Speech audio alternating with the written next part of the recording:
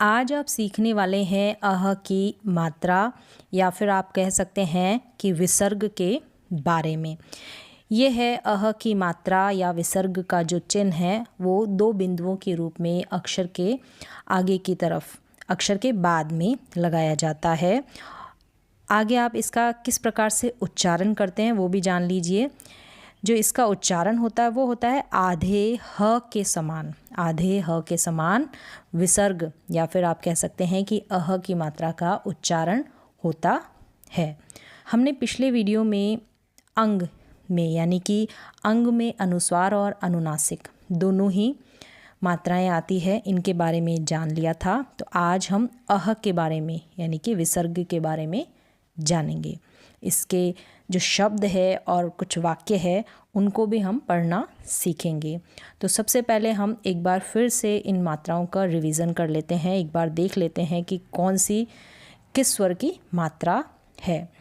अ में हम लिखते हैं बिना मात्रा वाले शब्द, बिना मात्रा वाले शब्द या अमात्रिक शब्द। आ, ये है इस प्रकार से आ की मात्रा।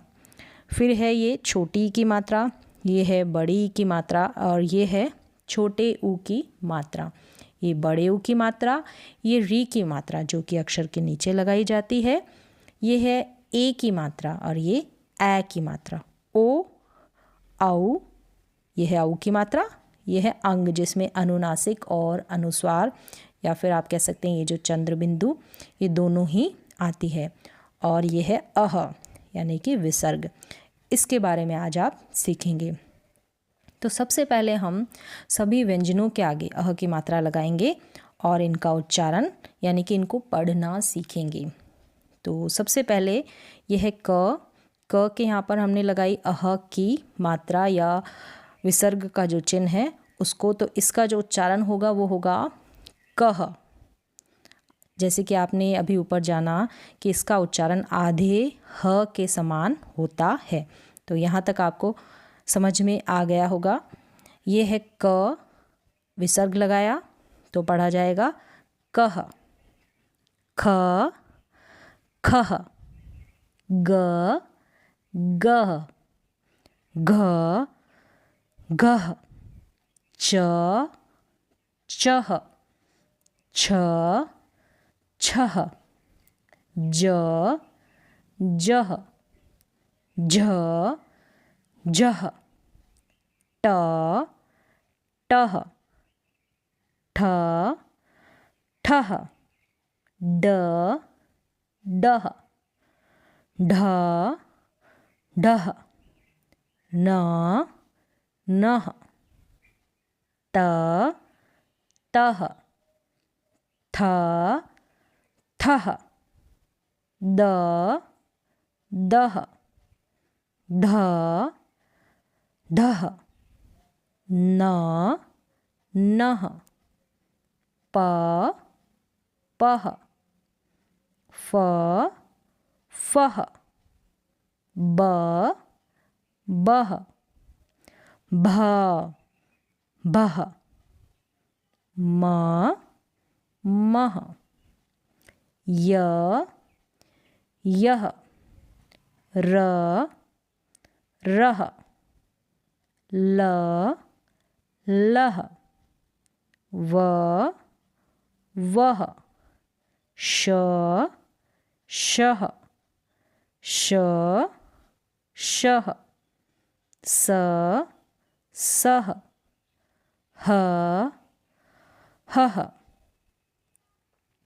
अब आगे हम अह की मात्रा वाले शब्द यानी कि जो विसर्ग से बने हुए जो शब्द है उनको भी पढ़ना सीखेंगे। तो चलिए शुरू करते हैं।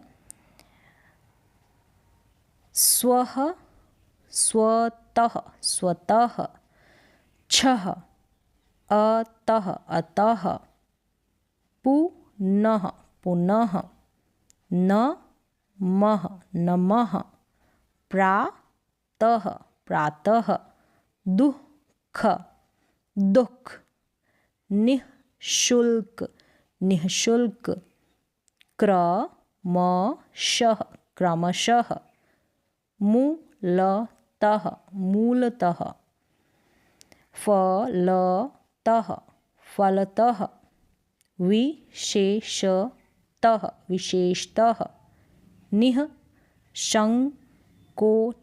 निःसंकोच, प्रातःकाल प्रातःकाल, विजयः विजयः, सामान्यतः सामान्यतः, मुख्यतः मुख्यतः मुख्यतः, अंतःकरण अंतःकरण, निःसंदेह निःसंदेह, दुःशासन दुःशासन, वस्तुतः वस्तुतः, परिणामतः परिणामतः, संभवतः संभवतः।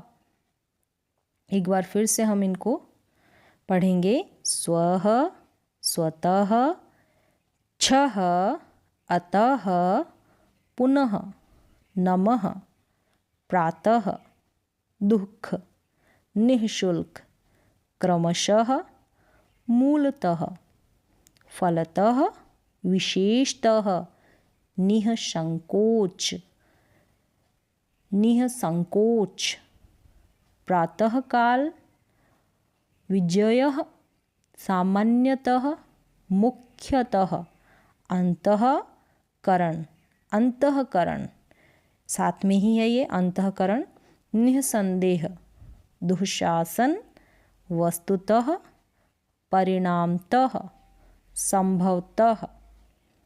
अब आगे हम अंग की मात्रा से बनने वाले वाक्यों को भी पढ़ना सीखेंगे। शुभम शुभम, प्रातः, छः बजे बजे, उठता उठता है, वह माता माता, पिता पिता, को नमः करता करता है, स्नेह स्नेह, तैयार होकर होकर, पाठशाला पाठशाला, जाता जाता है, वहाँ वहाँ, अपना अपना, पाठ पाठ, पुनः पुनः, याद याद, करता करता है, वह अपनी अपनी, बात बात, निःसंकोच निःसंकोच निःसंकोच, कहता कहता है, संभवतः संभवतः, इस साल साल, भी वह प्रथम प्रथम, आएगा आएगा, शुभम प्रातः, छः बजे उठता है, वह माता पिता को नमः करता है, स्नेह स्नेह, तैयार होकर पाठशाला जाता है, वहाँ अपना पाठ पुनः पुनः याद करता है, वह अपनी बात निःसंकोच कहता है, संभवतः इस साल भी वह प्रथम आएगा। उम्मीद है कि यहाँ तक आपने अह यानी कि विसर्ग के बारे में जान लिया होगा कि किस प्रकार से इसका उच्चारण होता है और इससे बनने वाले शब्दों को भी आपने पढ़ना सीख लिया होगा। तो आज के लिए बस इतना ही, मिलते हैं एक और नए एजुकेशनल वीडियो के साथ, तब तक के लिए धन्यवाद।